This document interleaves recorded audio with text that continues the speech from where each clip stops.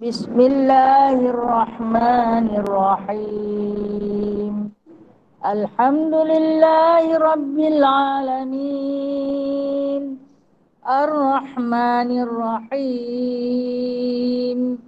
Maliki yaumiddin. Iyyaka na'budu wa iyyaka nasta'in. Ihdinas siratal mustaqim. Siratal ladzina an'amta 'alaihim ghairil maghdubi 'alaihim waladdallin.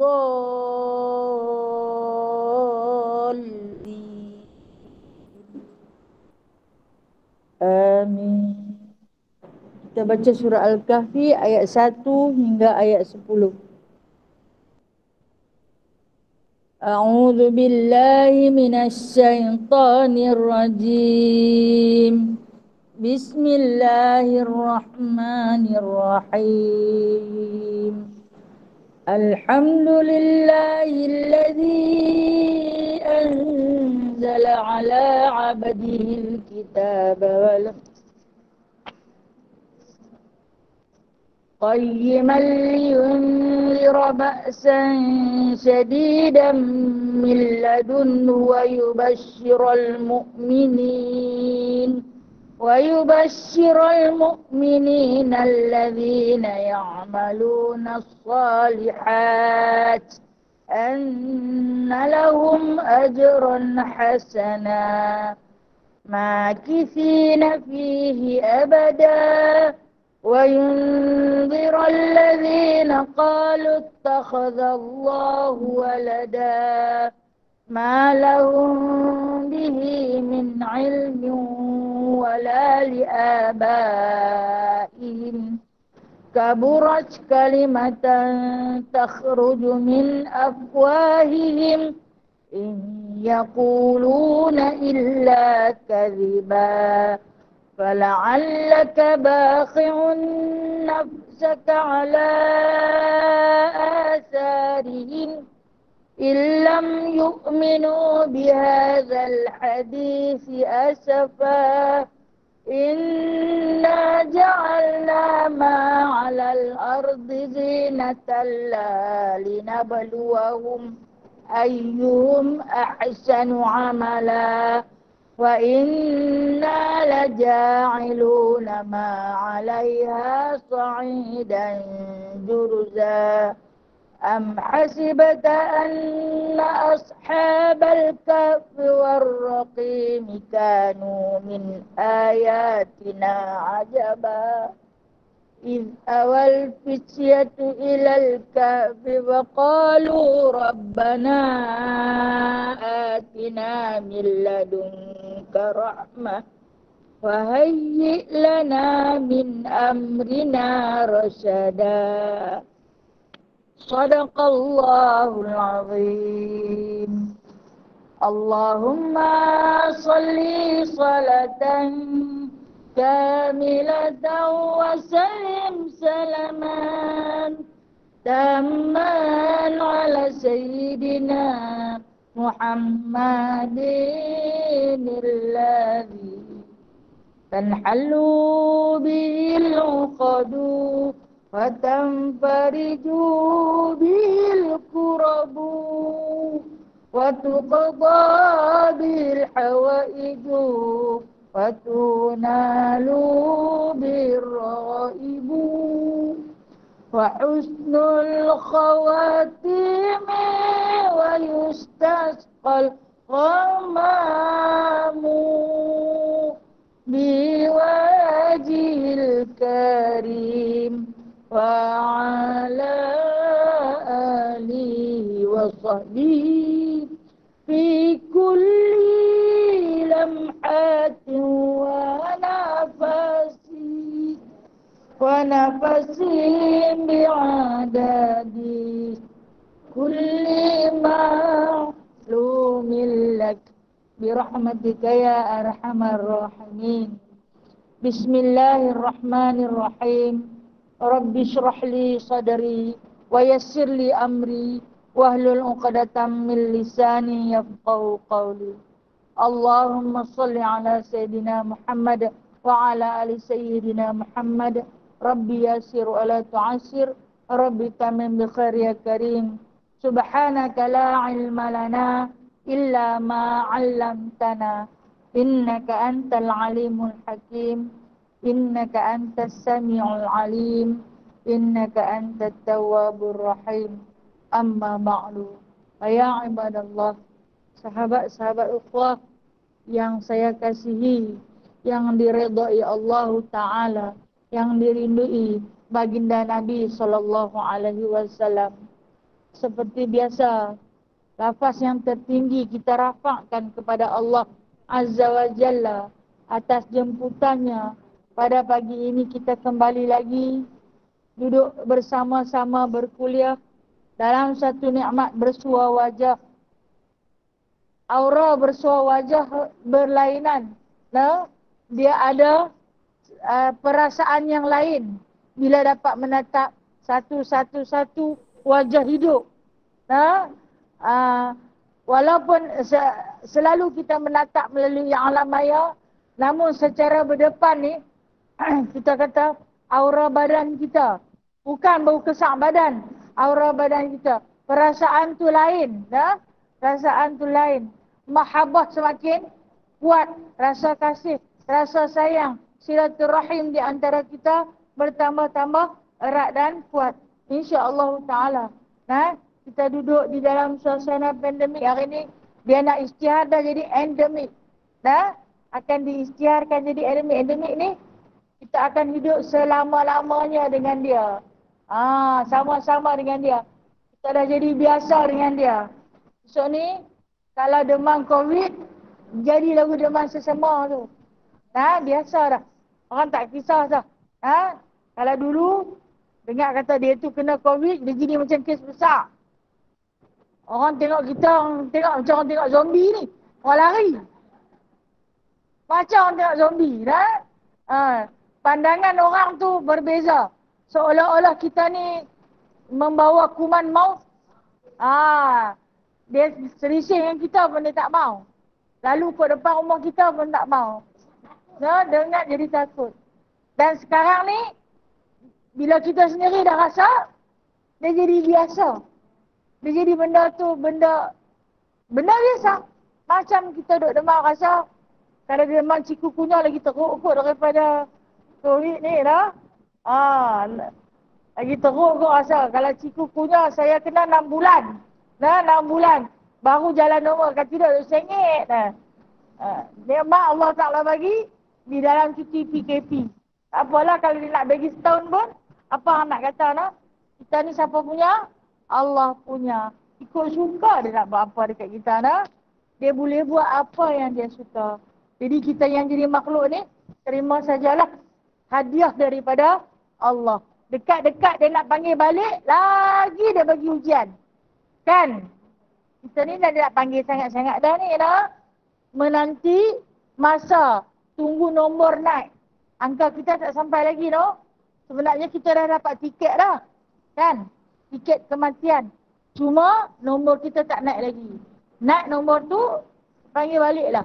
Hari ni dia bagi sikit-sikit sakit tahun tu, sakit tahun ni. Sebab apa? Sebab dia nak bagi kita banyak-banyak ingat kat dia. Sebab itulah ulama tasawuf mengatakan sakit itu tanda sayang daripada Allah. Macam mana Allah Ta'ala tunjukkan rasa kasih sayang dia? Dia bagi kita sakit. Bila kita sakit, kita banyak ingat kat dia. Orang Islam ni dia tak takut mati. Betul tak? Orang Islam dia tak takut mati. Dia sentiasa bersedia, tak apalah. Hidup tu pasti mati, dia tahu dah. Dia diprogram dah dalam kepala otak dia. Kullu nafsin dha'iqatul maut. Tiap-tiap jiwa yang hidup pasti menemui mati. Dia tak takut dah nak mati. Tapi dia taklah sampai nak pergi bunuh diri bagi mati cepat. Kalau dia sakit, dia carilah ubat untuk berubat. Bukan kerana dia tak mau mati. Ikhtiar untuk hidup. Ikhtiar untuk hidup lebih sihat. Sebab Rasulullah kata, hidup lebih sihat itu adalah paling berharga. Kan pernah kita baca satu hadis tentang kelebihan hari Jumaat. Rasulullah kata dalam hari Jumaat tu ada satu detik yang mana doa paling makbul. Satu detik je. Hadir dia mungkin dalam 10 saat atau tak sampai 30 saat. Saat sangat. Maka ulama-ulama cari waktu bila ni, waktu bila. Pada pandangan Ibnu Abbas ataupun Abdullah bin Abbas radhiyallahu anhu mengatakan yang ni 10 minit sebelum masuk waktu maghrib pada hari Jumaat. 10 minit sebelum masuk waktu maghrib pada hari Jumaat. Ataupun jagalah minit-minit akhir pada hari Jumaat sebelum masuk waktu maghrib. Sahabat tanya kepada Rasulullah, kalaulah sikit sangat, sedetik kata Rasulullah, kalau sikit sangat waktu ni, apa doa yang boleh kami nak baca ya Rasulullah? Sikit sangat waktu ni. Rasulullah kata minta satu. Minta sihat tubuh badan. Nah, sebab sihat tubuh badan itu adalah punca nikmatnya kesihatan iman. Betul? Kalau badan kita sakit, iman kita pun sakit. Kita nak semayang pun sakit. Kita nak berzikir pun sakit. Kita jadi tak seronok. Ha? Tapi kalau kita sihat, kita seronok. Ha? Dapat duduk lama. Dapat berdiri lama. Dapat sujud lama. Kan? Jiwa kita rasa sihat. Jadi Rasulullah kata, sedetik yang hadir tu, waktu-waktu yang mustajab, apa yang minta? Rasulullah suruh kita minta sihat. Bukan kata kita ni takut mati dah. Kita menerima kematian. Kalau saat lagi nak mati pun kita bersedia. Betul tak? Sebab kita tak nampak malaikat maut. Kalau kita nampak ke, kita tempah dah tiket nak lari. Ya? Kita tempah dah tiket sekian-sekian bulan dia nak main. Aku nak belah dah. Pasal apa? Pasal dia nak main cabut nyawa aku. Sebab kita tak nampak. Ya? Oleh sebab itulah sakit macam mana pun, ya? Tak larat macam mana pun, kita tetap mencari redha Allah. Boleh berjalan. Ada yang berjalan lurus. Ada yang berjalan setapak. Ada yang heret saja kaki sebelah. Ada yang bawa tongkat. Sebab apa? Mencari redha Allah. Dalam sisa-sisa hidup yang masih berbaki ni, kita menapak mencari redha Allah semata-mata. Selalu saya sebut dalam kuliah saya. May yuridillahu bihi khairan. Siapa yang Allah Ta'ala nak dia jadi baik, Allah Ta'ala akan bagi dia faqih dalam agama. Macam mana faqih dalam agama? Dia nak pergi belajar. Orang yang tengok orang yang nak jadi baik macam mana? Orang yang mau pergi belajar. Dia nak bagi faham dalam agama. Orang itulah orang yang Allah Ta'ala jemput, Allah Ta'ala pilih, Allah Ta'ala panggil dia untuk duduk di mana-mana majlis ilmu. Tak kira tang mana pun. Sebab yang ni kata Rasulullah. Allah Ta'ala bila dia nak orang tu jadi baik, dia bagikan tu pakai dalam agama. Pakai macam mana? Dia nak pi. Dan dia terima jemputan daripada Allah. Baik, memandangkan diri kita, termasuk saya, serba kekurangan, serba tak faqih. Faqih ni maksud dia orang alim. Faham dalam beragama nak. Memandangkan kita sedar diri, kita ni tak faqih, kita belajarlah. Bersama-sama kita duduk, sama ada di alam maya ataupun di alam nyata. Kita duduk, kita cari satu waktu, kita nak infak kepada Allah. Ini waktu aku infak padamu ya Allah. 24 jam yang kau bagi, 1 jam aku bagi untukmu ya Allah. Bersila kita walaupun kebah. Kadang-kadang bertimpuk rasa sakit, orak-orak pinggang. Itu akan jadi saksi. Saya ingat waktu saya mengaji dulu, kami bersila ni sampai ke batu tumit buku lali. Kan bila kita bersila lama, tengok orang mengaji pondok, buku lali dia hitam. Sebab dia bersila terlampau lama. Tok guru saya kata, anak dara pondok ni, muka kalau kata putih gebu pun, dia punya buku lali hitam. Jangan susah hati, dia kata. Kami kalau mandi, tonyok di batu buku lali ke mata tu. Dia kata, hamba tak susah hati. Buku lali yang ke mata tu akan jadi saksi kita bersila di majlis Allah. Dia akan jawab pada soalan Munkar dan Nakir. Menjadi saksi kepada Tuhan dia. Aku ni sampai hitam ke mata sebab bersilau duduk mengaji lah. Sama ada mengaji Quran ke? Sama ada kita mengaji kitab ke? Sama ada kita duduk mendengar dalam majlis ilmu ke? Kita duduk orang bertadarus. Kita tak pandai baca. Tak apalah, pergi dengar saja. Bersilau kita tu bersilau ada imbuhannya. Jadi jangan susah hati. Kalau kita kebah darah tak jalan lama duduk. Ada imbuhan dia. Dia nak jawab di depan Allah nanti. Sekian-sekian saat, sekian waktu. Akan dirakamkan. Ditayangkan semula.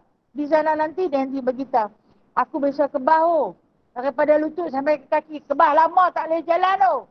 Dia kata pada Allah. Buat apa? Aku bersilau duduk dalam majlis ilmu.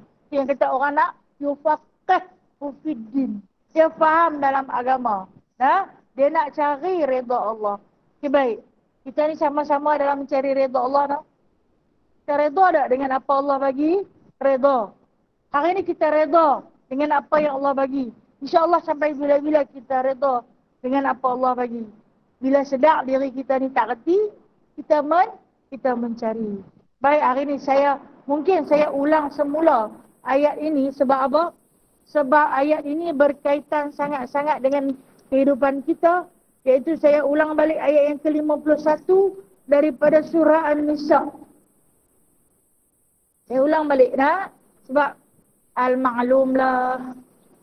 Manusia selalu lupa. Kadang yang ingat. Ayat yang ke-51 daripada surah An-Nisa. A'udzubillahi minasyaitonirrajim. Alam tara ilal ladzina utu nasiban minal kitabi yu'minuna bil jibti wat taghut wa yaquluna lil ladzina kafaru haula'i ahda minal ladzina amanu sabila. Itu ayat yang ke-51 yang bermaksud pada firman Allah, tidakkah engkau lihat kepada orang-orang yang telah diberi sebahagian dari kitab, mereka mempercayai kesesatan dan sewenang-wenangan, dan mereka berkata dari hal orang-orang yang kafir, mereka itu lebih betul jalannya daripada orang-orang yang beriman itu. Okey. Ngerti tak apa dia kata? Ngerti tak? Tak ngerti kan? Dia kata, bila Allah nak kita jadi baik, Allah suruh kita belajar. Sebab tu kita belajar. Kalau kita tak belajar, kita boleh baca tafsir, tapi kita tak tahu apa kehendak tafsir tu. Allah Ta'ala sebut di sini. Wa yaquluna lil ladzina haula'i. Kata mereka ni mereka siapa? Dari hal orang-orang kafir. Yakni orang-orang kafir. Depa kata, ahda minal ladzina amanu sabila. Kami ni, dia kata, kami ni adalah orang yang duduk di atas jalan yang betul. Orang kafir akan kata mereka ni duduk di atas jalan betul. Mereka tengok kita orang Islam, mereka kata kita yang kafir. Kerana pada diri mereka, utu nasiban minal kitab. Mereka ada kitab. Di tangan mereka ada kitab. Okey. Kitab apa yang ada di tangan mereka? Kitab Taurat. Ni waktu ni Rasulullah, Allah cerita kepada Rasulullah, kitab Taurat yang ada pada tangan orang-orang Yahudi.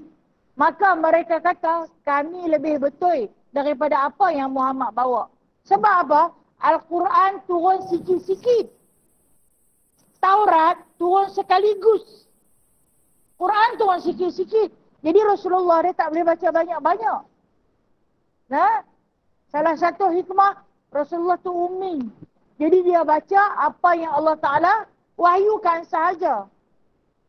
Sementara orang-orang Yahudi yang mempunyai kitab Taurat, mereka boleh baca sebab mereka ada sekaligus satu naskah. Jadi dia berkata, betul ke Muhammad tu? Dia baca sikit-sikit. Kita boleh baca semua.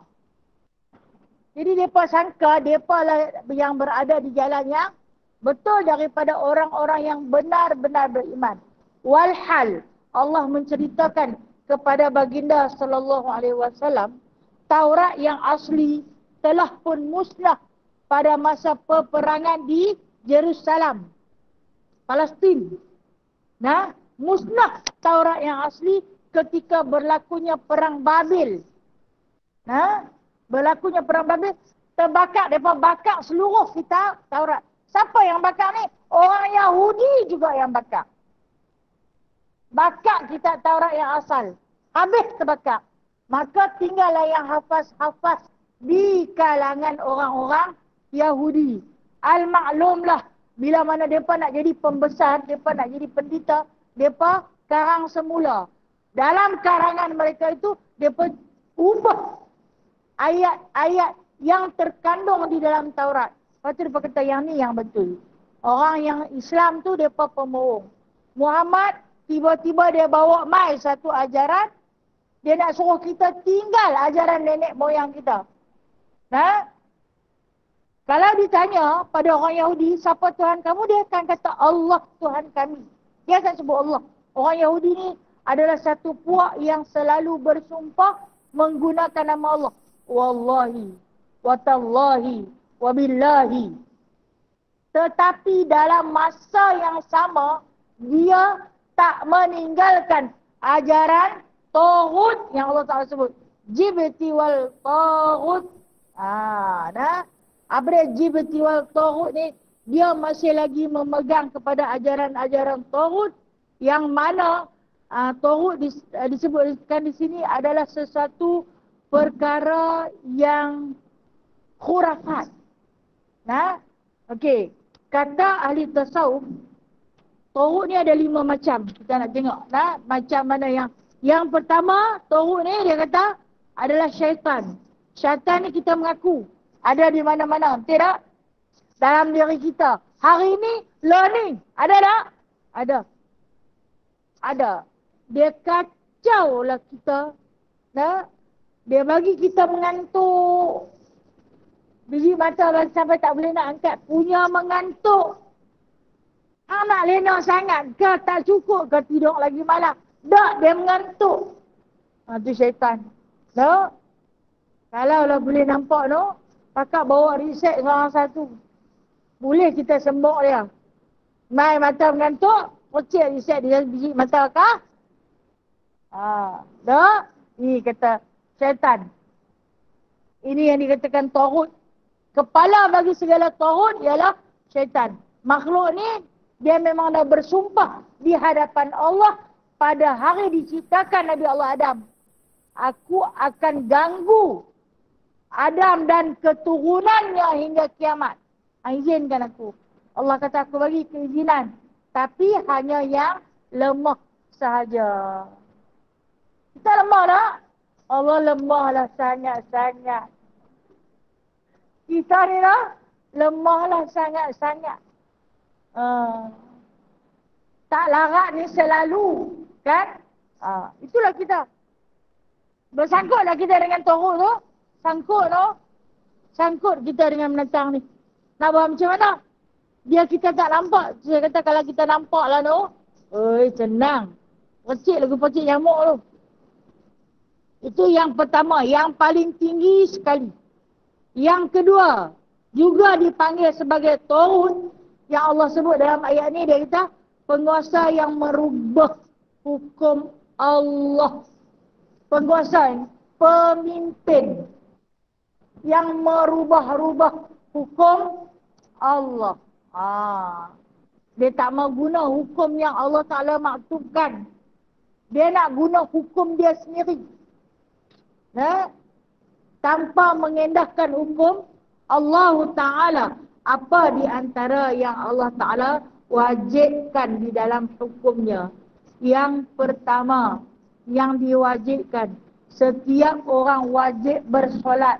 Barang siapa yang tidak bersolat, maka pemimpin wajib panggil dia. Sama ada dibuang daerah. Bagi nasihat dulu. Kemudian, buang daerah.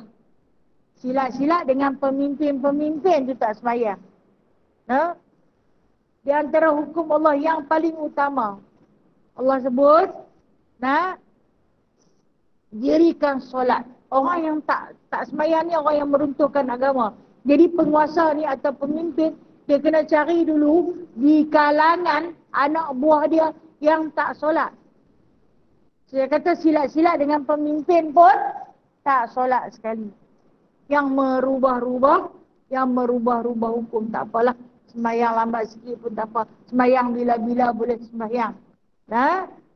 Memang bila-bila boleh sembahyang. Macam mati bila-bila pun boleh mati. Kita kena fikir, mati mai bila-bila pun boleh mai. Kau sembahyang tak sempat lagi. Kita nak kumpul, kita nak jamak dengan benda yang kita tak boleh jamak. Ini di antara hukum Allah yang diubah-ubah. Banyak lagi hukum Allah yang diubah-ubah dengan sewenang-wenangnya. Maksudnya dengan suka hati. Tukar hukum Allah. Itu dia kata Taghut. Itu di antara pemimpin Taghut. Tadi syaitan. Yang kedua pemimpin yang merubah hukum Allah. Yang mana yang ketiga, iaitu satu golongan yang mengaku mengetahui perkara-perkara yang gaib. Ini Taghut juga. Golongan yang mengaku dia tahu benda-benda yang gaib. Benda yang tak jadi lagi pun dia tahu. Benda yang dah jadi dah pun dia tahu. Kita panggil apa? Tukang sihir ataupun Tok Bomo. Ini juga disebut sebagai Taghut. Kita yang gagal-gagal duk pergi cari, duk pergi tanya dia juga tu. Pasal apa? Tak percaya ke kat dia? Tak berapa nak percaya lah. Dalam duk tak berapa nak percaya tu, pergi juga. Bawa lah sepiak sirih. Sepiak je kot. Faham sepiak sirih? Awak tak faham tu. Kan? Dulu-dulu sirih orang makan. Sambil makan sirih tu, adalah berubat mereka dah. Berubat dengan menggunakan sirih tak salah. Tak salah. Sirih tu sebenarnya penawar tau. Banyak kelebihan dia. Banyak kebaikan pada sirih tu.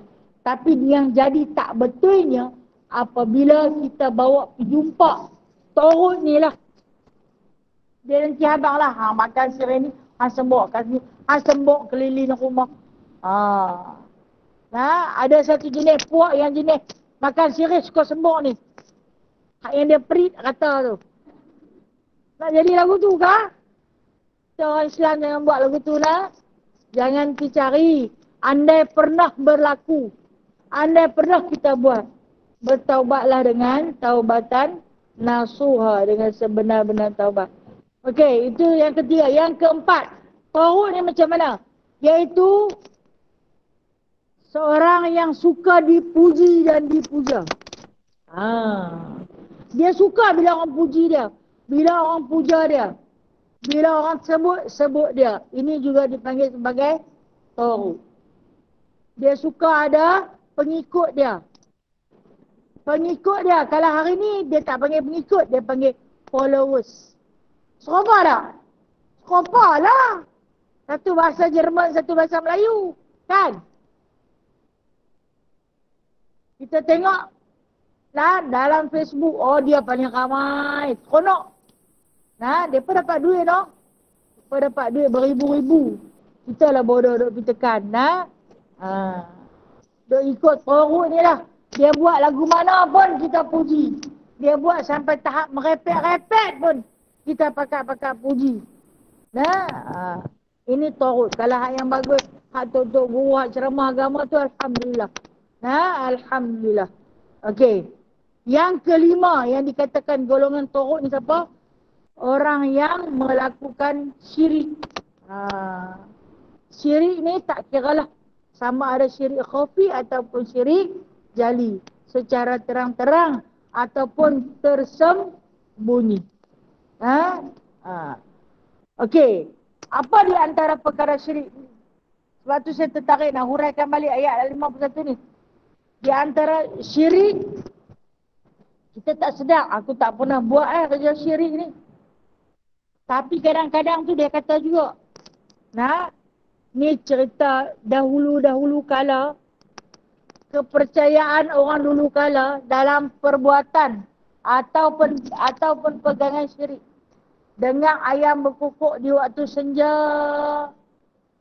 Dia kata, ni bukan apa ni, ayam senja-senja tak pernah berkukuk, awak pula tak pernah berkukuk. Dia nak balik sarang, dia panggil nak dia balik nak. Ayam kan dia main maghrib, mata dia buta tau nak. Tu yang dipanggil rabun ayam tu. Dia tak nampak. Dia tidur awal. Dia bangkit pun awal. Dia nak panggil nak pinak dia ajak balik. Happy lah duduk. Kalau dulu-dulu ayam dia suka duduk atas pokok tu. Dan dia tidur atas pokok tu. Dan dipanggil lah. Ada orang tua-tua dulu yang dengar. Kalau ayam berkokok di waktu senja, tanda ada anak dara mengandung tak ada apa. Yang ni. Tentu di kampung kita ni, ada anak dara yang mengandung tak ada apa. Dahsyat tuduhan tu.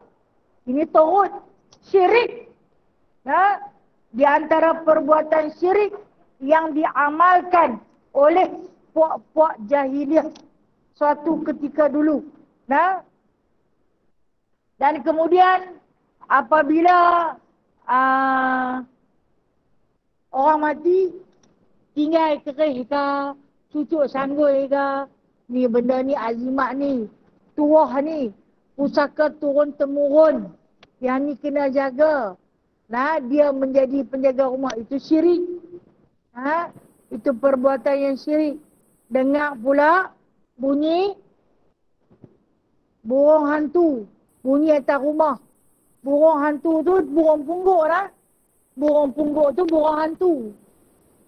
Tapi kita bila sebut burung pungguk, rasa macam nak bercinta pula. Pungguk rindukan bulan. Bila sebut burung hantu, dan takut lansiak. Serupalah dia. Pungguk pun dia, hantu pun dia. Muka bulat, comel lah. Kan tengok malam-malam macam perempuan pakai telekung. Takut lah. Dulu kat rumah saya, kami rumah tepi hutan dulu ni lah. Memang banyaklah burung tu. Dia duduk di atas bumbung atap tu, bulan mengambang tu dia berbunyi. Dia berbunyi tu tahu tak dengan sebab apa? Bukan dia rindu kat bulan, dia pun tak kenal bulan kan. Dia berzikir tu. Dia berzikir. Tapi kita manusia jahil ni, burung hantu tu bunyi, tanda ada penghuni tu nak mati. Memang semua nak mati pun. Tahu tak dia bunyi pasal apa? Dia bila bulan terang, dia nampak tikui. Dia nampak tikui, dia makan tikui. Dia nanti nak pergi makan tikui, tu yang dia bunyi seronok. Dia panggil geng-geng dia, mai. Sini dah ada, sini ada sarang tikui. Dan dia turunlah pergi tangkap, dia makan ke dia. Dengar dekat si tuan rumah Hak Jaya tu, pakailah ada orang nak mati dah. Ada orang nak mati dah. Ni dululah lah ni tak ada dah. Ni burung hantu pun tak ada dah. Nombor dalam zoo lah ni kalau ada dah. Ada lagi tak? Rasa saya tak pernah nampak lama dah tu. Sejak dia menjak dah ni, sejak jadi orang kaya. Kan? Dulu kan itu duduk kampung lah. Ada lah nantang tu. Sejak jadi orang kaya ni tak nampak dah. Tambah dia nak duduk atas bumbung flat, dia tak pikut. Tinggi sangat dia kata aku tak lakan nak naik kot. Dia duduk atas bumbung rumah. Okey. Lagi satu. Di antara perkara syirik orang dulu kala, dia pun nak pergi kerja. Kayu basikal. Tengok ular melintah. Tengok ular melintah. Dia langgar ular tu sampai terentak tayar-tayar basikal dia. Patah balik. Awak yang patah balik. Aku nampak ular melintah. Awak yang tak pergi tukar kerja. Pentanda tak elok. Kalau kata nampak ular melintah jalan tu, kena baliklah kerana sesungguhnya bala bencana sedang menanti di hadapan. Dia main hantar ular bagi melintah. Itu di antara kepercayaan Tohut.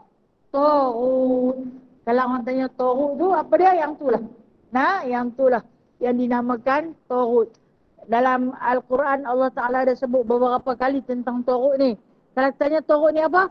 Kepercayaan yang karut. Pegangan yang tidak elok. Faman yakfur bit-taghut wa yu'min billahi faqad istamsaka bil urwatil wusqa. Allah Ta'ala ada sebut di dalam ayat yang selalu kita amalkan, iaitu Al-Ma'surat. Barang siapa yang kufur pada Taghut, Taghut ni syaitan lah, no? Yang kufur, yang ingkar pada suruhan syaitan dan beriman dengan Allah Subhanahu wa ta'ala, maka Allah Ta'ala akan memeliharanya. Lalu kita tak usah percaya satu jenis pun. Percayalah satu-satunya hanya kepada Allah Subhanahu wa ta'ala. Tak ada lain dan tak ada bukan. Dia sajalah yang menentukan untung nasib kita, baik buruk kita, dialah yang menentukan. Itulah kata zaman Rasulullah dulu paling banyak Taghut dengan jibti. Jibti wal taghut. Jibti ni tuduh Nabi macam-macam. Fitnah Nabi, okey. Ayat ini dia ada asbab nuzul. Ayat 51 ni. Iaitu mengisahkan tentang seorang laki-laki di kalangan kaum Quraisy yang datang dalam kabilah Quraisy ini, iaitu yang bernama Ka'ab bin Ashraf.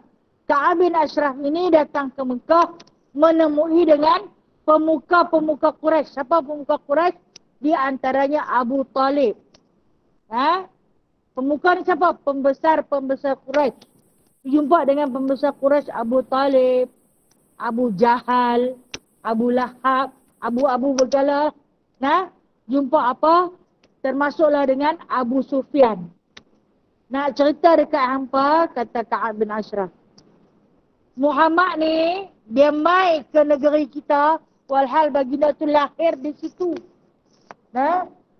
Dia ajak seluruh penduduk Mekah, suruh tinggal sembahan nenek moyang kita. Walhal kita dah sembah daripada zaman Nabi Ibrahim dulu. Nabi Ibrahim dulu pun sembah yang ni. Kita nak tak? Yang ni lah yang dikatakan dalam Taurat dah cerita dah, dia kata. Kita memang sembah Allah, tapi Allah perlukan bantuan. Allah berhajatkan kepada pertolongan. Kata Ka'ab bin Ashraf. Lah ni, kita halau Muhammad keluar lah. Kita halau. Jangan bagi dia duduk lah di Mekah. Dia bawa satu budaya yang tak baik. Jadi ayat 51 ni Allah Ta'ala sedang menemplak puak-puak ni lah. Dia Allah Ta'ala sambung. Orang yang sedemikian seperti mereka itu menyangka mereka itu minal ladzina amanu sabila. Orang yang berada di atas jalan yang lurus. Sebab tu kita jangan perasan kata kita bagus, kita suka kata orang tak bagus. No? Aku tak apa, aku lagu ni, aku tak apa, kami tak apa. Kami tak apa selalu.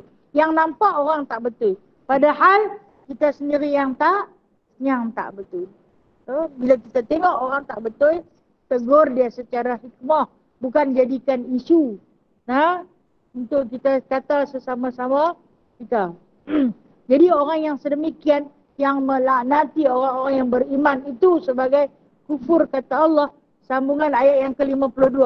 Ulaikal ladzina yal'anahumullah wa man yal'anahumullah falan tajidahu nasira. Kata Allah Subhanahu wa ta'ala, mereka itulah orang-orang yang mengutuk Allah. Kutuk Allah. Sebenarnya dia bukan kutuk manusia tu. Dia kutuk Allah. Dia melaknati Allah. Kerana manusia tu Allah yang ciptakan. Macam mereka buat kepada Rasulullah. Pada zaman tu mereka buat pada Rasulullah lah. Mereka hina Rasulullah. Rasulullah lalu mereka ludah.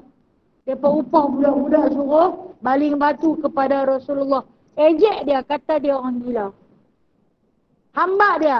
Waktu Rasulullah berjalan pergi ke Masjidil Haram. Nak pergi sembahyang di Masjidil Haram. Upah budak-budak ramai-ramai ni. Ikut dia, panggil dia orang gila. Ejek dia orang gila. Ambil batu, sambil baling. Lagi kami bagi upah. Seorang sebuku roti. Budak-budak yang bagi seorang sebiji coklat pun, okey dah, mereka tak apa dah. Mereka ramai-ramai ikut Nabi. Sambil baling batu, sambil ejek kata Nabi orang gila.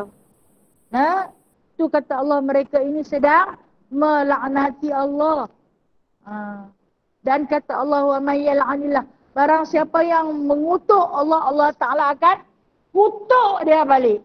Ingat, kalau kutukan Allah itu adalah kutukan yang amat besar. Sekali-kali tidaklah engkau akan dapat pembantu baginya. Falan tajidalahu nasira, kata Allah. Kalau Allah lah yang kutuk kamu, maka tidak akan dapat pembantu langsung. Jadi jangan campur adukkan kebenaran dalam beragama kita hari ini. Dengan sesuatu yang mungkar. Contoh saya bagi. Seorang hamba Allah, dia baru kematian suami. Baru sangat. Lebih kurang seminggu, 2 minggu. Kemudian, baru ni kan nisfu Sya'ban. Nisfu Sya'ban ni banyaklah kelebihan, fadilat kalau kita nak baca. Banyak sahabat-sahabat pakai hapus. Dan di antara amalannya dia suruh memperbanyakkan baca Al-Quran. Kerana pada malam itu doa yang paling makbul. Maka ulama menciptakan satu amalan membaca Yasin 3 kali. Ini bukan perbuatan Rasulullah sallallahu alaihi wasallam. Tapi kita tak boleh tuduh dia bid'ah. Tak boleh. Benda baik. Yasin tu Quran dah. Yasin tu Quran dah. Ya, Yasin tu Quran. Rasulullah kata perbanyakkan baca Al-Quran. Jadi dia baca Yasin 3 kali, baca Quran lah. Yang orang kata bid'ah pasal apa? Dia baca Quran kot. Bukan dia baca mentera. Tidak? Okay, baik. Dibuat secara berjemaah. Walhal kalau buat di rumah pun tak mengapa. Pasal apa nak pergi buat secara berjemaah? Pertama, untuk bimbingan. Kita kalau buat seorang-seorang tak kerti. Tidak pun kalau mengaji seorang-seorang bagai dikatalah. Hak yang mula dia habis elok. Hak yang main masuk kedua dia banyak lena daripada baca. Hak main ketiga penghujung hilang. Mana dia lena aku mengantuk sangat. Itulah mengaji seorang-seorang jadi lalu itulah. Dia pun pilih berjemaah. Dengan kawan-kawan semangat tu lain. Macam kita dengar ceramah dalam radio dengan dengar dalam surau. Dia lain. Rasa dia tu lain. Jadi kita pun pilih cari tempat berjemaah. Walaupun tak ada pada zaman Rasulullah. Sahabat-sahabat pun tak buat. Jadi hamba Allah yang kematian suami ni dia dalam iddah kan. Dia pi majlis bacaan Yasin tu. Boleh ke tak boleh? Boleh ke tak boleh? Tak boleh. Sebab dia dalam iddah. Iddah dia iddah wafat. Iddah wafat ni wajib kena jaga. Dia kata, hai tak apa bukannya dia pergi buat maksiat, dia pergi baca Yasin. Memang dia tak pergi buat maksiat. Tetapi dia dalam iddah. Dalam hukum Allah. Hukum Allah dalam Al-Quran dah termaktub. Perempuan yang kematian suami wajib menjaga iddah dia selama 4 bulan 10 hari. Walaupun dia dah daftar nak pergi buat haji, siap dah dapat panggilan haji, dia kena pergi. Tapi oleh kerana dia dalam iddah, boleh pergi tak? Dia tak boleh pergi. Sedangkan haji itu adalah rukun Islam yang wajib ke tak wajib? Wajib. Tapi oleh kerana dia dalam iddah, dia boleh pergi tak? Tak boleh pergi. Ambil kiasan lalu itu sudahlah. Apatah lagi kalau dia nak pergi baca Yasin di masjid ataupun surau. Boleh ke tak boleh? Tengok kiasan tu sudah. Boleh ke tak boleh? Tak boleh. Benda hak yang wajib pun Allah Ta'ala tak bagi pergi. Kalau dalam iddah wafat, tambahlah benda sunat. Tak boleh. Janganlah tunggu. Tunggu sampai bagi habis. Lepas tu anak pergi duduk di surau tak mau balik-balik dah. Tambah. Tunggu sampai habis iddah dia. Dia berat no? Berat. Okey. Kita tegur dengan penuh kasih sayang. Kita menegur. Kita disalahkan dengan sebab menghalang orang nak buat baik. Dia kata tahu tak, duduk di rumah rungsing, saya faham no? Suami ni dia teman kita no? Dia teman. Kita panggil apa? Teman sekolah, teman sekatil, teman sebantai, teman sepinggan, dia teman kita. Bila dia tak ada, kita rasa ibarat hilang sebelah badan ni. Betul tak dia? Betul. Patah sebelah sayap. No? Walaupun kita tak boleh terbang, kan? Hilang teman. Sunyi hidup. Jadi dia kata dia sunyi. Bila dia pergi berkawan, dia rasa lupa lah. Kesunyian, kesedihan dia tu. Salahkah dia kata? Okey. Sebenarnya, kenapa Allah Ta'ala bagi Aidah wafat ni 4 bulan 10 hari? Sebab dia nak suruh bersedih rupanya. Dia nak suruh bersedih. Itu yang disebut sebagai tempoh berkabung. Hak yang tak ada kena-mengena, contoh dia anak, tak ada kena-mengena, dia bukan isteri.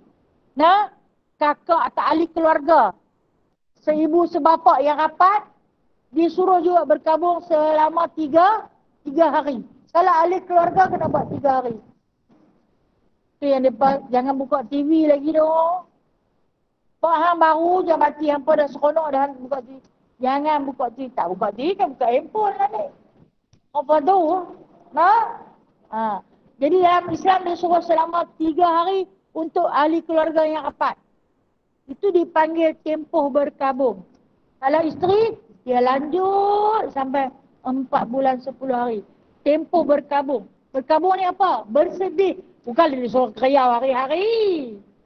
Tak. Tapi kita insafi. Teman kita Allah dah panggil. Bila dia nak panggil aku pula dah? Ingat Allah yarham mak saya. Bila ayah saya meninggal dunia, tak dia buat apa? Tindakan dia yang pertama, dia bagi habis baju-baju dia kat orang. Saya kata dekat mak saya, pasal apa yang mak bagi semua baju-baju kat orang? Baju yang elok-elok, tinggal kat dia yang buruk-buruk je. Dia memang tak suka pakai baju elok pun. Selama hayat saya tak pernah tengok dia pakai baju sepasang. Dia akan pakai baju kurung kedar yang kain batik je. Itu je pakaian dia. Tak pernah lah nampak dia pakai baju sepasang. Apatah lagi dia nak sarung jubah. Tak pernah lah. Dia pergi dia ulang alik dekat saya di Sungai Bakak tu, dia pakai baju dengan kain batik je. Naik ferry tu lah. Dulu naik ferry kena lintas di jambak tu kan. Dengan beg plastik satu. Lagu tu je pakaian dia. Tapi adalah yang baju tu elok lah, jernih lah. Bila mati ayah saya, dia bagi perabih dekat orang. Saya tanya dia, pasal apa mak ni? Dia kata, aku nak mati dah. Walhal, jarak kematian bapak saya dengan dia tu, jarak 12 tahun. Yang dia tu bagi-bagi habis baju kat orang. Lepas tu bila main raya, mak ni tak ada baju dia. Itulah namanya dah. Hak yang anak ada ni kau. Aku ingat aku nak mati sangat-sangat dah. Rupa-rupanya dah. Perasaan dia saja yang tahu nah. Bila kehilangan teman yang rapat. Walaupun kita tengok. Kan orang tua-tua ni. Sembang tak ada lah romantik kan. Pok hang. Mak hang bila mai ada susu. Tok Wan hang oi. Duk panggil lagu tu lah. Sekok tidur di timur. Sekok tidur di barat. Macam tu lah. Dia kata dengan aku macam mana nak pergi tidur dengan ayah. Hampir tengok sekatil-katil tu dia tidur sorang-sorang dia. Aku kalau aku tidur aku tidur atas semen di bawah. Bebek aku tidur di luar lagi senang. Walaupun tak nampak kemesraan tu pada mereka. Tapi bila mati hilang. Itu yang kata hilang sayap. Pasal tu Allah Ta'ala suruh duduk di dalam Aidah 4 bulan 10 hari. Itu dipanggil tempoh berkabung. Apa sangkut pautnya dengan ayat yang kita baca ni? Okey. Sangkut pautnya ini tentang hukum Allah. Tak boleh kita suka-suka guna pakai. Kita nak ikut hukum akal. Kalau ikut hukum akal memang salah ke orang dalam edah tu nak pergi mengaji? Tak salah. Salah ke orang dalam edah tu nak pergi haji, nak pergi buat umrah? Tak salah dia pergi buat benda baik kot. Dia bukan pergi tengok wayang. Dia bukan pergi pasar malam. Dia bukan pergi tempat-tempat lara. Dia pergi tempat baik kot. Tak salah. Tapi Allah Ta'ala tak izin. Bila Allah Ta'ala tak izin, itu sangkut pautnya dengan ayat ni. Kalau hampa langgar segala perintah yang aku perintahkan, yang aku larangkan, kalau hampa langgar, maka tidak ada penolong bagi. Aku tak tolong hampa. Jangan sampai Allah Ta'ala kata dia tak mahu tolong kita. Sebab kita ni memang mengharapkan pertolongan daripada Allah Subhanahu Wa Ta'ala. Baik. Jadi dalam ayat ini kita tahulah yang mana orang yang mengutuk Allah, Allah Ta'ala kutuk dia balik. Bila Allah Ta'ala kutuk dia balik, kita jangan sangka, oi kita buat benda baik. Sebenarnya bukan benda baik kita buat tau. Kita perasan kata kita buat benda ni benda baik. Tetapi sebenarnya tak baik. Bila dia melanggar hukum daripada Allah Ta'ala. Allah Azza wa Jalla. Dia sangat-sangat marah. Ayat seterusnya. Am lahum nasibun minal mulki. Fa'idha la yu'tunan nasa naqira. Atau adakah bagi mereka bahagian dari kerajaan, mereka dikala itu tidaklah akan memberi kepada manusia walaupun sebiji halus. Itu saya kata kalau baca faham tak? Bagi apa? Nah, sebiji halus ni sebiji apa? Ada kerajaan ke? Okey. Pangkal ayat yang ke-53 ini yang mana sebagai lanjutan daripada firman Allah Ta'ala tadi, kalau siapa yang kutuk aku kutuk dia balik. Bila aku kutuk dia balik, aku takkan tolonglah dia, kata Allah. Nah, bagaimana agaknya, kata Allah, pada utusanku. Kita balik kepada cerita Ashraf bin Ka'ab tadi, bila mana dia berkelompok dengan puak-puak musyrikin Quraisy, kita halau Muhammad. Kita jangan bagi dia berdakwah. Dia bawa satu ajaran sesat. Dia menghalang kita daripada penyembahan berhala kita. Walhal kita pun orang yang buat haji. Kata Abu Sufyan, kami ni duk bagi makan, duk bagi minum jemaah-jemaah haji. Saya sebut dah, kemarin pun saya sebut. Ibadah haji ni sebenarnya daripada zaman Nabi Allah Ibrahim dulu. Dah dimulakan ibadah haji.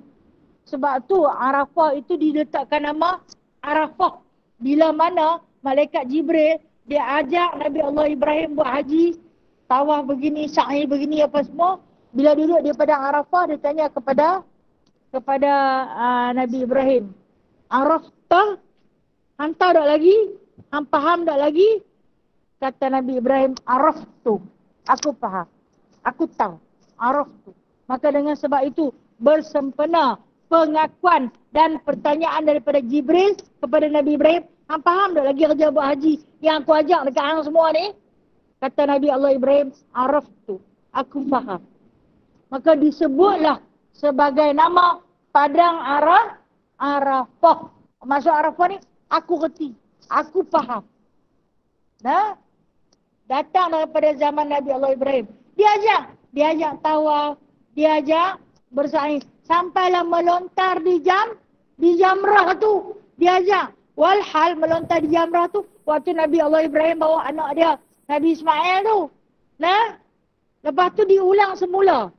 Sebenarnya kata Jibril kepada Nabi Allah Ibrahim, yang Ismail duk lontak sepanjang perjalanan anak bawa dia pergi sembelih tu, ada cerita, ada pasal. Di situnya ada bapa syaitan yang kata Torut ni. Tengok dia baling. Waktu Nabi Allah Ibrahim ikut Jibril duk azak ni, nampak Torut ni, nampak syaitan tu. Kata Jibril, lontar dia, baling dia dengan 7 anak batu. Dia pun melontaklah, kita panggil melontak.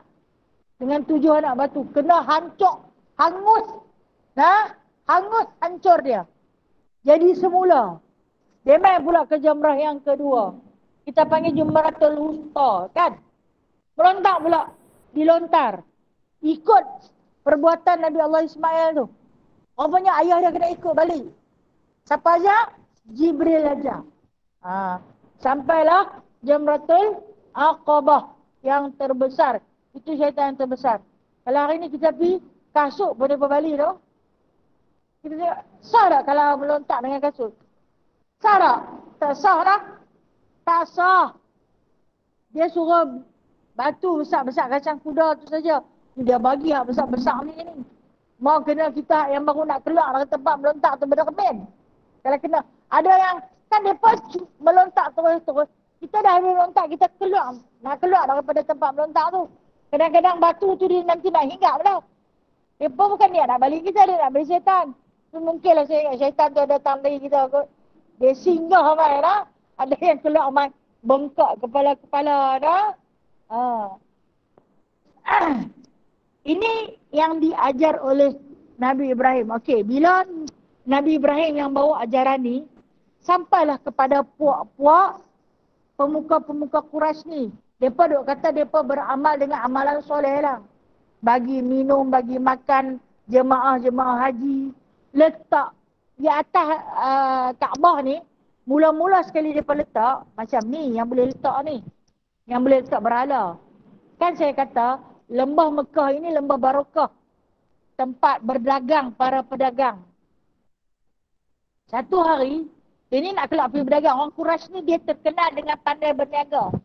Bila dia nak keluar pergi berniaga, dia jumpa ada satu patung yang putus kepala. Mungkin berhala dahulu kala, no? Di tengah-tengah padang pasir, dia pun angkat. Dia tengok-tengok, dia kata, muka siapa macam ni? Kata orang yang ikut dia, ni tak silap aku ni lah muka Nabi Ibrahim. Ya ke? Kita bawa lah. Mereka bawa pergi berdagang. Hari tu, ujian kepada iman. Perniagaan mereka laku laris. Sepatutnya pergi sebulan, hari tu sehari dia boleh balik dah. Tak payah tunggu lama-lama. Balik mai, oh ni kepala ni lah bawa tu dekat kita. Bawa mai lah kepala tu buat balik. Ni berhala dahulu kala. Nah, Allah Ta'ala ni, kadang-kadang bila kita nak percaya dekat satu-satu tangkai, dia bagi ujian pada akidah. Kena benda tu. Wih, aku lepas pakai tangkai ni, kaki jadi ringan. Pinggang hilang sakit. Kepala tak pening dah. Lepas pakai tangkai. Ujian tu. Nah, hang nak percaya kat tangkai tu kan, nak percaya kat aku, kata Allah. Jadi macam ni lah yang berlaku. Dia bawa balik pergi. Awal yang bawa balik, ni nak abang. Kami jumpa kepala ni ikut jalan. Kepala siapa? Toh dia kata kepala Ibrahim. Hang pernah tengok? Dah, aku pun tak pernah tengok. Tok nenek moyang aku cerita macam ni lah muka Nabi Ibrahim. Ya ke? Pakat kopi buat lah. Bukan bancuh kopi. Putih buat. Nah. Hang buat. Jadilah berlambak-lambak. Daripada hidung mancung sampai jadi hidung kembang. Daripada perut kempes sampai jadi perut buncit. Itu yang jadi macam-macam sampai hari ni. Ya? Berpunca daripada tu. Tu mereka kata ni tok nenek moyang kami punya. Kepercayaan nenek moyang itulah yang dibawa sampai kepada Nabi bawa ajaran Islam. Mereka kata Muhammad tu sesat. Dia tak bagi kita sembah. Kita akan sembah siapa? Kita sembah Ibrahim. Ibrahim tu Nabi. Tak bolehkah kita sembah? Tak boleh, dia makhluk. Dia manusia juga. Tu yang Allah Ta'ala murka sangat-sangat tu. Nah, sebab tu dia kata, adakah bagi mereka itu bahagian daripada kerajaan? Ada tak? Tak ada. Tak ada apa. Kita manusia ni, kita tak memiliki apa-apa pun. Bahkan kita tak boleh menghasil sebiji gandum pun kita tak boleh buat. Hebat macam mana kita boleh buat tak sebutir nasi? Boleh? Masya Allah boleh. Nah, kita tak boleh buat. Allah Ta'ala tanya kepada kita. Dalam surah Waqiah Allah Ta'ala tanya. Hampa tengok kan? Ladang-ladang dia kata. Nah, hampa ke tanam, aku ke tanam. Kita nampak kita tanam. Tapi yang menghidupkan Allah. Yang bagi buah Allah. Kan kita yang pergi buat berah tu. Tambahlah ni kita berah tak buat dah. Berah tu ada dalam rumah dah. Betul tak? Kita ambil berah tu aku punya. Aku punya atas nama pemilik. Tapi kita buat tak? Sebiji pun kita tak boleh buat. Jadi apa yang kita nak banggakan pada diri kita? Dia katakan, tidaklah akan memberi kepada manusia Walaupun sebiji halus. Hampirlah minta pada dia tak boleh buat apapun. Apapun dia tak boleh buat. Macam kita, suruh bercakap pandai. Suruh buat kerja, tak reti. Kita yang buat kerja ni, kerja yang Allah Ta'ala dah siap dah. No? Kita masak nasi. Nak kena pergi tanam padi tak? Tak payah. Hang boleh masak nasi tu, hang dah tanam ke padi dah? Tak tanam pun.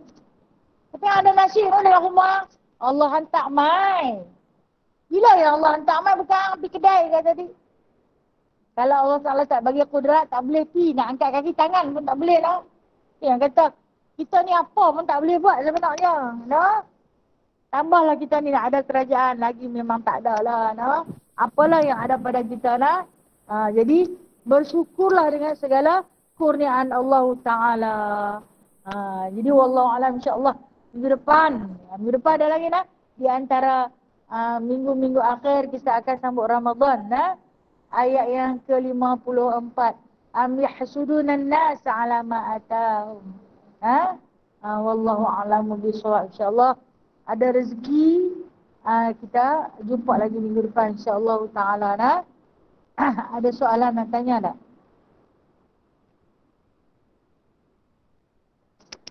Okey. Di antara perbuatan doa yang dimakbulkan, iaitu apabila kita duduk di dalam majlis ilmu ni, bila saya sebut wallahu alam, lintaslah satu doa di hati. Rasulullah kata seringkas doa, minta bagi sihat. Minta lama dah Ustazah, tak sihat-sihat pun. Lagi tak boleh jumpa orang sihat lah tu. Alhamdulillah. Okey, soalan. Sahabat alam ayah kita ada soalan? Assalamualaikum warahmatullahi. Waalaikumsalam warahmatullahi. Ya. Nak tanya Kak Zura. Ya, Ya. Kak Zura silakan. Anak saya dia tengah period. Lepas tu dah nak habis lah. Kemudian bila dia cucuk booster, dia tak berhenti period dia. Itu nak kira sebagai istihadah ke macam mana? Okey, baik. Terima kasih. Cerita tentang darah lah. Cerita tentang darah wanita. Matuk-matuk dan jangan boring lah. Darah wanita ni. Cerita masalah dia tengah period, dah dekat nak habis dah. Pergi cucuk booster, darah tu main tak berhenti-henti. Okey, saya nak tanya Kak Zura. Adakah darah dia tu dah melebihi 15 hari? Dah lebih. Okey, kalau melebihi 15 hari, dia jadi istihadah. Dia jadi istihadah. Dia perkiraannya setakat 15 hari saja. Lebih daripada 15 hari, dia jadi istihadah, maka dia wajib bersolat. Tapi tak wajib mandilah. Sebab dia dah mandi wajib dah. Bila habis mandi wajib, darah tu masih lagi turun. Dia hanya wajib basuh sahaja. Basuh, saling pakai pad baru dan kemudian bersolat seperti biasa. Dan solat dia itu untuk solat fardu, satu wuduk. Dan beberapa solat sunat. Dan beberapa perkara sunat. Maksud dia nak baca Quran ni tak payah ambil sembahyang lain dah. Cuma untuk dia sambung solat fardu lagi, dia kena ambil wuduk lain. Bila melebihi 15 hari, maka dia dinamakan darah istihadah. Ataupun disebut di dalam bahasa fiqh, darah penyakit. Bila darah penyakit ni, wajib sembahyang, wajib puasa dan sebagainya. Satu Zaza nak tanya, kita tengah solat, lepas tu kita terlupa, lepas tu katalah kita buat rakaat lebih satu kan. Dalam kita tengah bersolat tu kita kata, masa dah cukup. Dah rasa memang dah comfort, memang dah confident benda tu dah cukup. Tapi sedangkan kita dah bangun, dah buat rakaat yang tambahan tu. Batal ataupun sekadar buat juga kita kali itu. Baik. Terima kasih. Ini satu ilmu lah. Satu ilmu. Perkongsian daripada sahabat kita. Kita tengah semayang. Sebagai contoh, kita semayang 4 rakaat. Semayang 4 rakaat. Dalam semayang ni lupa rakaat. Biasalah. 3 rakaat pun kita lupa. Kadang 2 pun kita lupa. Punya kajian lupa. Lepas tu dia terlupa rakaat. Kan, yang ni ulama fiqh dah kata, kalau kita terlupa rakaat, kita pilih yang sikit. 3-2, 3-2, pilih 2. 3-4, 3-4, pilih 3. Pilih yang sedikit. Lepas tu kita pun tambahlah satu lagi kan. Sebab kita terlupa. Kita tambah. Dalam kita duk tambah tu, dia main balik ingatan yang hilang tadi tu. Hai, cukup dah. Confident pula tu. Aku pergi tambah pasal apa dah cukup. Ketika ni apa perlu kita buat? Bila dah sampai tengah jalan, mungkin kita tengah baca Fatihah. Dia main balik ingatan yang hilang tadi tu. No? Hei, tadi aku dah buat dah rakaat ni. Aku ulang lagi. Apa kita nak buat? Turun terus duduk di bawah. Duduk tahiyat duduk tahiyat akhir. Jangan terus dah. Sebab apa? Ingatan yang sempurna tu dah main. Yang hilang ingatan tu dia dah lega. Dia main balik ingatan yang sempurna. Teringat, tapi dengan yakin lah. Betul-betul yakin. Rakaat tu kita dah buat. Bermaknalah ni aku tambah satu rakaat. Apa patut kita buat? Kita turun terus duduk tahiyat akhir dan baca tahiyat akhir, seterusnya bagi salam. Jangan diteruskan. Kalau kita teruskan, batal semayang tu. Tang mana yang kita teringat? Ataupun mungkin tengah rokok. Teringat tengah rokok. Terus duduk tahiyat akhir. Kalau dia main ingatan lah. Waktu tu macam-macam perbuatan syaitan ni tu. Dia main perasaan kita. Saya ingat, saya lupa. Kan? Saya lupa, saya ingat. Tapi kita ada pencerahan dari segi fiqh. Kalau hang ingat macam ni. Kalau hang lupa macam ni. Okey. Sebelum memberi salam, kita kena buat apa dah? Sujud sahwi. Sujud sahwi tu maksudnya sujud kerana lupa. Dah terlupa, kita ampunlah dekat Allah Ta'ala. Aku ni suka lupa sangat nak. Subhanaman la yanamu wa la yashu. Puji balik Allah. Maha suci Allah yang tak pernah lena, tak pernah lupa. Hak duk lena dengan lupa ni akulah.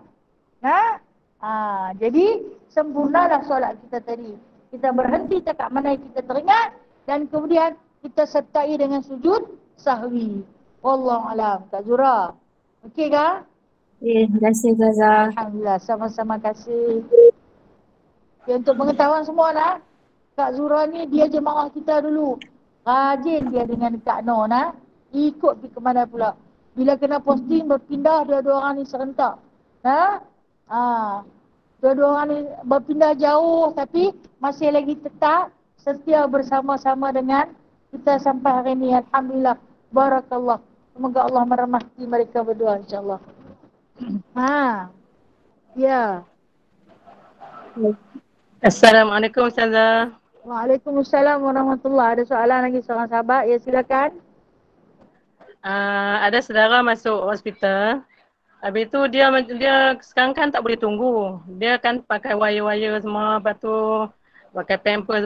Macam mana dia nak solat? Bolehkah buat solat hormat waktu je Ustazah? Sebab nak ambil wuduk. Okay, baik, terima kasih. Orang masuk hospital. Yang wire yang duduk bersangkut penuh ni. Kemudian pakai lampin, pakai buang tu lah. Sekarang kan kalau sakit masuk hospital tak boleh siapa tunggu kan. Waris tak boleh tunggu. Dia pula tak boleh nak berwuduk sendiri. Kena ada waris yang tolong wudukkan dia. Tiap-tiap waktu nak panggil misi ke, misi pun tak larat lah. Dia pun ramai dia nak kena layan no. Dia pun tak terlayan lah kita. Sagi misi imam ambil semayang. Nah misi tu perempuan. Kita lelaki kan. Kita lelaki ke? Pesakit tu yang lelaki. Okey. Apa yang patut dia buat? Dia nak sembahyang macam mana? Sembahyang tetap wajib. Selagi kita sedar, selagi kita waras, sembahyang tu tetap wajib, no? Wajib kena sembahyang. Jadi, dia sembahyang dengan cara menghormati waktu. Walaupun dia tak ada wudu. Walaupun dia di dalam lampin dalam dia tu ada najis. Dia tetap kena solat. Ni dia yang cari alasan tak boleh sembahyang ni, dia ada ayat genci. Sembahyang pun tak ambil. Aurat pun tak sempurna. Tetap kena sembahyang. Kita ambil kiasan. Dalam satu peperangan, orang-orang Islam yang ditangkap, ditawan oleh orang kafir. Mereka itu ditelanjangkan pada musim sejuk. Diikat, dirantai sama-sama mereka. Masa tu, musim sejuk, orang bagi telanjang pula. Ni pejuang-pejuang di zaman sahabat dulu ni. Dah lah sejuk, tak bagi pakai baju, tak bagi pakai seluar, dirantai secara berkarang-karang. Masuk waktu solat, mereka solat. Sempurna dah aurat mereka? Aurat tak sempurna, wuduk tak sempurna, nak kencing, nak berak kat rantai tu lah. Tapi solat tetap didirikan selagi kita berfikiran waras. Kecuali kalau kita koma. Kan, kita koma, katalah kita pensan. 15 hari sedap-sedap betul. 2 minggu tau orang tak sedap. Ya ke? Kena kata tak? Tak payah. Tak payah kata. Sebab kita tak waras. Kalau puasa, wajib kata. Semayang, tak wajib kata. Allah Ta'ala tu baik kan? Sebab semayang jadi banyak. Nah, Allah Ta'ala itu maha baik. Semayang tak wajib qadha ketika mana kita tidak waras. Tapi jangan bawa gila pula. Nah, wallahualam. Kak Jamila, okey kah? Terima kasih banyak Ustazah. Sama-sama Tapi kena qadha kasih. solat. Lepas tu kena qadha solat balik kan? Ya, yang semayang menghormati waktu kena qadha balik, no? Kena qadha balik sebab kita dalam keadaan waras. Solat tu kena qadha baik. Apa dia? Korban, okey silakan. Balik kampung. Okey. Siapa cakap?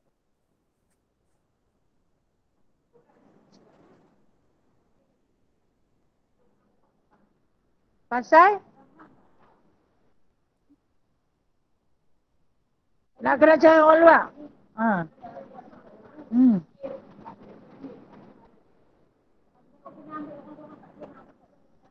Pasal apa? Tak abang pasal apa? Okey, baik nah. Terima kasih. Ini saya kata di antara Tauruk dan Jibti tadi. No? Sekok lembu untuk dilakukan korban. Memanglah, kalau dalam sekok lembu ada berapa bahagian? 7 bahagian. Kita satu keluarga ambil sekok lembu buat korban. Sah tak? Sah. Untuk apa nak kena cari orang luar pula tambah? Kecuali lah kalau tak cukup. Kalau 6 orang, tak apalah pergi cari seorang lagi orang luar masuk. Ni kalau dah cukup, satu keluarga tu dah dapat 7 orang, tak pergi cari orang luar pasal apa? Minta alasan kat dia.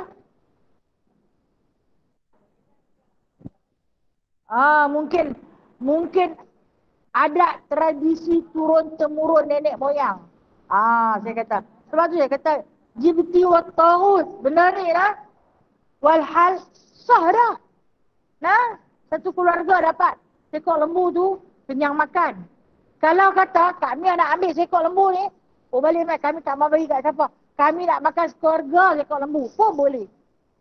Nah, jadi tak payah ambil orang luar, dah sah dah. Nah, kalau ambil orang luar mai, jadi 8. Tak cukup lah. Buang seorang pula orang kita. Lepas tu campur dengan orang luar. Saya pun tak pernah dengar. Kalau Kak Mia kata Kak Mia tak pernah dengar, saya pun lagi tak pernah dengar. No? Mungkinlah saya tak sampai lagi ikut mengaji kakak tu.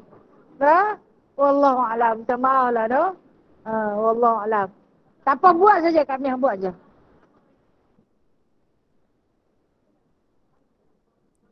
Kita buat korban tak mau bagi kat siapa? Boleh? Boleh, kita tak mau bagi dekat siapa-siapa pun. Buat korban, aku nak makan dekat aku je. Boleh? Kita tujuan, kita bagi dia beradik kita 7 bahagian. Tak mau bagi dekat siapa-siapa pun. Boleh. Tapi kedekut. Orang dia kata, hujung punya kedekut. Seekor lembu makan mereka je. Tapi boleh. Hukum dia harus. Tak berdosa. Kenapa pasal aku tak mau bagi lembu aku. Kan? Tapi boleh. Nah? Boleh kalau kita tak bagi. Tak berdosa. Tak. Boleh kalau kita tak mau bagi. Cuma kita nak bagi tu ambil sunnah. Rasulullah suka bersedekah. Sampai kadang-kadang dia bagi habis ke orang. Dia berkata, ya Rasulullah, apa yang tinggal untuk kamu? Ada Allah untukku. Dia ada Allah je kat dia. Nah, dia akan bagi perhabis ke orang. Jadi kita tu nak ikut sunnah. Sebab tu yang kita berbagi tu. Boleh untuk kita tak bagi. No? Boleh. Katakanlah, aku nak ada ni semua kat aku. Siapa pun tak boleh ambil. Tak boleh ya? Okay, Wallahualam. Ada soalan lain? Assalamualaikum Ustazah. Waalaikumsalam ya. Kak Jana. Nak tanya pasal Taurut kan? Dia banyak. Okey. 625. Kemudian saya nak tanya, termasuklah peramal. Betul tak? Ya, betul. Betul lah. Alisih saya kata tadi. Bomo. Apa hal pula dengan orang yang mengamalkan ilmu firasat? Okey, baik. Apa hal orang yang mengamalkan ilmu firasat? Tak ilmu firasat. Dia termasuk dalam Taurut yang mengetahui sesuatu benda gaib. Dia duk guna firasat dia sahaja. Kita kan ada satu gerak hati kan? Kita ada gerak hati. Dan gerak hati kita tu ada ketikanya benar. Dia kejutan daripada para malaikat. Tapi yang baik nah, yang baik, gerak hati yang baik. Kalau yang tak baik tu, firasat akulah.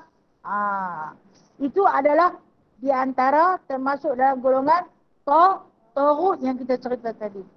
Nah, pada firasat aku. Aku dah tengok dah, aku dah telek dah macam ni. Nah, tapi kalau sesuatu firasat yang baik, ketahuilah kita. Itu adalah gerak hati. Insting yang orang panggil dah. Gerak hati daripada malaikat. InsyaAllah ta'ala. Nah, Wallahualam. Ala sawab, mudah-mudahan benar. Apa yang saya katakan tu. Okay, Kak Jana. Terima kasih banyak-banyak. Ya. Okey.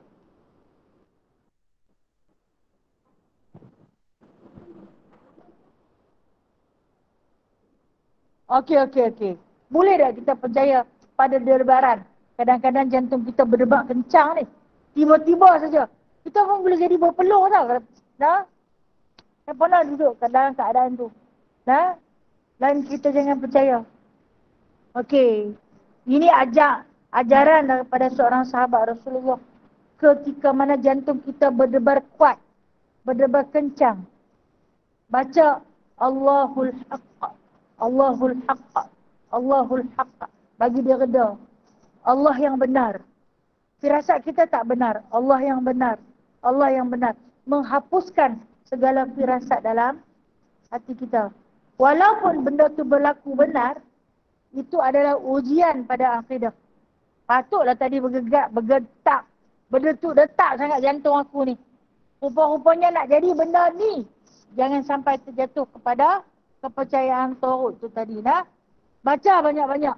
Nah, Allahul Haqq. Allahul Haqq. Allahul Haqq. Allah lah yang benar. Ada lain lah. Allah yang benar. Nah? Bagi tenteram jiwa kita balik. Nah? Apa dia? Okey. Anak nak ambil peperiksaan. Mak yang ketak lebih, no? Ibu-ibu lah ni baik-baik, no? Anak-anak ambil peperiksaan. Dia rasa ketak lebih. Dia gementar. Anak tu nak boleh jawab ke? Tak boleh jawab ke? Bersolatlah 2 rakaat. Bersolatlah 2 rakaat. Baca Al-Quran. Baca surah Yasin. Doakan anak. Itu kita kata, itu debaran biasalah. Kalau kita takut pun berdebar. Anak ambil periksa. Mak rasa berdebar. Takutlah, no? Anak aku ni boleh ke tak boleh.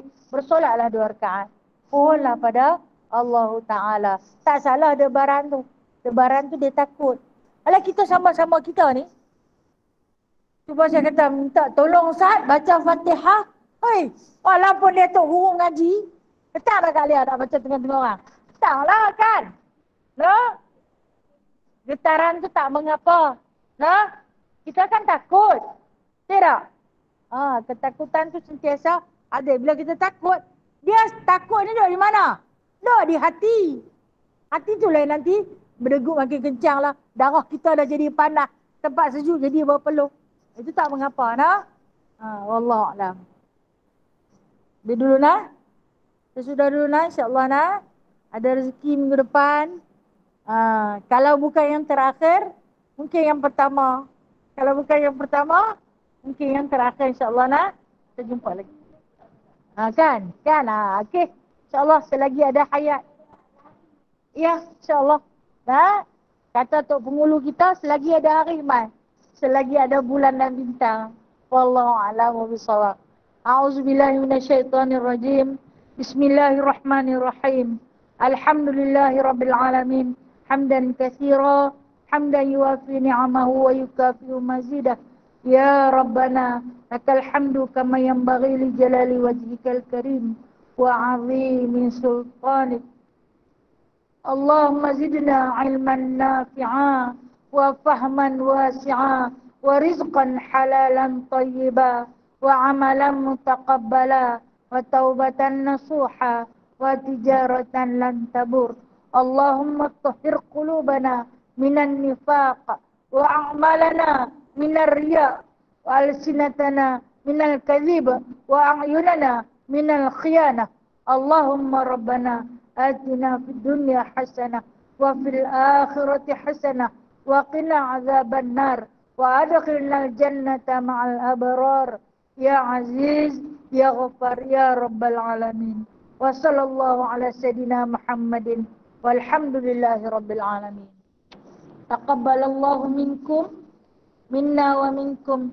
Taqabbal ya karim. Terima kasih Ustazah, semua sahabat-sahabat. Terima kasih semua. Terima kasih.